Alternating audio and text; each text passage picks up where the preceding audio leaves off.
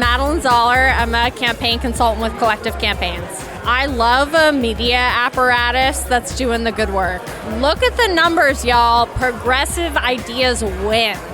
We have to get back to the basics, get to the bread and butter issues that cut across party lines, and we can do this. It's Tuesday, January 14th, 2025, and this is the Progress Texas Daily Dispatch, rapid response on the breaking news stories Texas progressives need to know. I'm Chris Mosier. The fun kicks off in Austin today. Welcome to the first day of the 89th Texas Legislature. Progress Texas staffers are at the Capitol today as part of the opening day festivities. As we like to say, an oppressive conservative majority deserves a unified and dignified progressive opposition, and we're proud to be part of this one with you.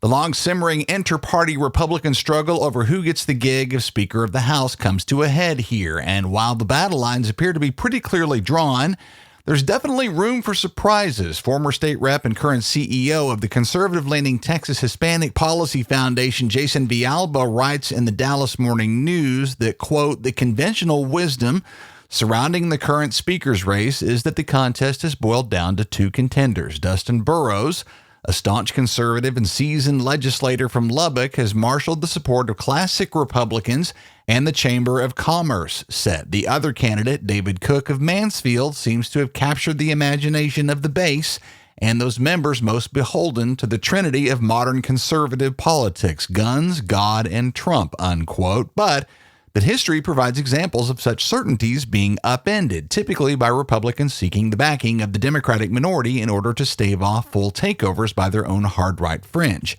Interesting read from the Dallas Morning News in the show notes. Representing that fringe, and once again attempting to assert his own dominance in the matter, is Attorney General Ken Paxton, himself, of course, not even a member of the House, who has lately replicated the retribution tour he took during last year's election to rid that body of the members who dared to support his impeachment. This time in support of Cook. KVUE-TV in Austin says Paxton reiterated during a stop in Leander recently that Republican caucus rules compel their members to vote for the party's endorsed candidate. In this case, that's Cook. Ironically, David Cook was one of the House Republicans who voted in favor of Paxton's impeachment in 2023.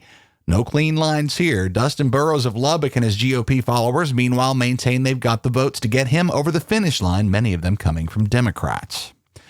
As things fire up in Austin, even the most wonky of political wonks might need a little refresher on the arcane and complex procedures about to go down in that building, and the Texas Tribune has provided exactly that. See the show notes for a rundown on how bills become law in Texas, how the state budget is decided, how to keep up with everything, and importantly, how you can get involved on legislation that you either support or oppose. Link in the show notes from the Trib.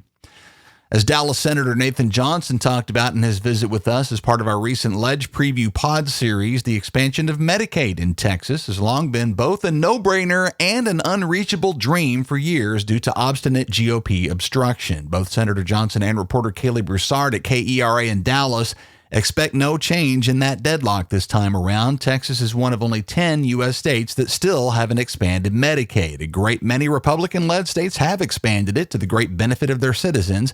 Johnson has filed Senate Bill 232, which would create Live Well Texas, a state-specific approach to extending Medicaid coverage to over 1 million Texans. That's a bill to follow and support, but again, the opposition is very much dug in on this.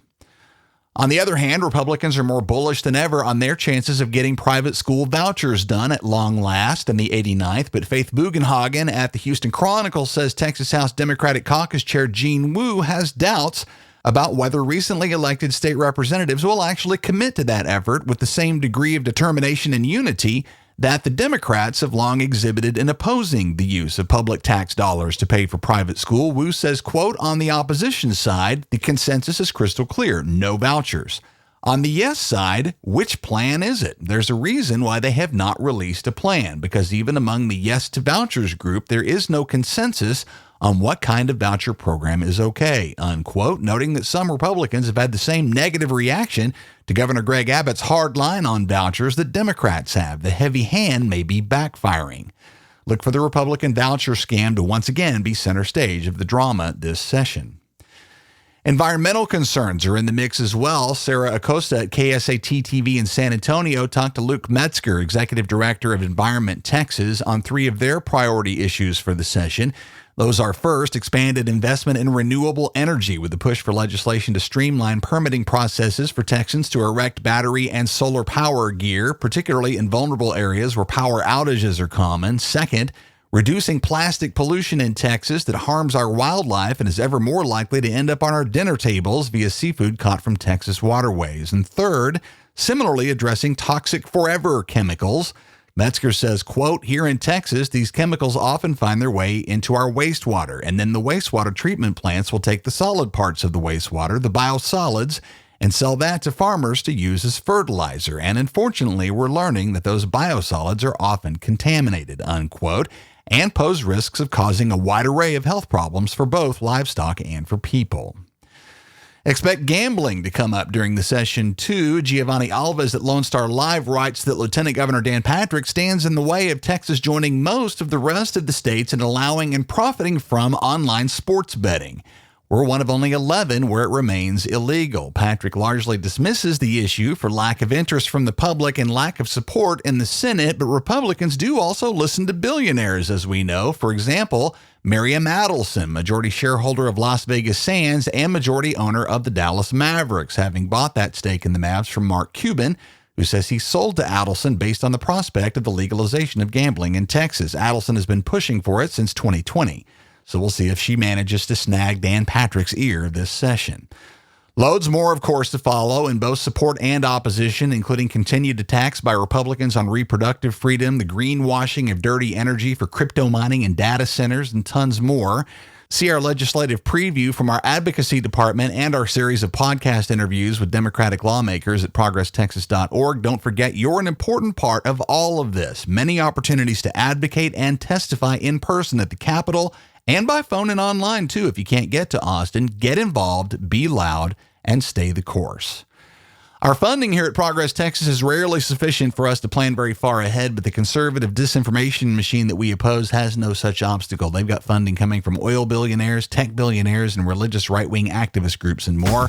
Our regular, everyday listeners, just like you, form the backbone of our funding here at Progress Texas. We could use your support as a monthly contributor. No amount is too small. Go to progresstexas.org/donate, like Monica O'Neill, Julianne Reeves, and Paul Swan all have lately. Thanks to all three of y'all. While you're at the website, make sure and hit the web store for the merch to match your progressive values. Y'all means all Revolution and our most popular Humans Against Ted Cruz t-shirts all waiting for you there. All union printed right here in Texas and tons more. All at progresstexas.org. That's the Progress Texas Daily Dispatch for this Tuesday, January 14th, 2025. Links to all these original stories can be found in our show notes. Progress Texas is a nonprofit, rapid response media organization promoting progressive messages and actions. While campaigns come and go, we're the permanent home for progressive media and action in the Lone Star State. I'm Chris Mosier. Thanks so much for listening. Have a great day. We'll see you again tomorrow morning.